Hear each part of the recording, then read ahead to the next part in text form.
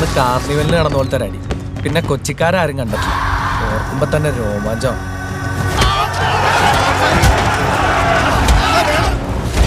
പെരുന്നാൾ നടന്നതിന്റെ ബാക്കിയാണ് റോയി ഈ കാണുന്നത്. റോബർട്ട് അറിഞ്ഞ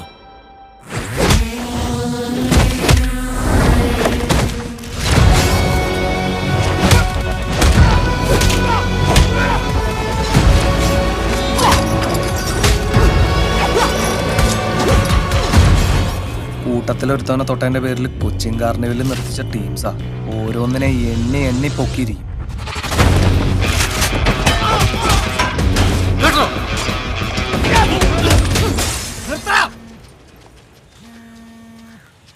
പറവോൾ സാർ, കോളനിയിൽ നിന്ന് ആളെ ഇറങ്ങടാ.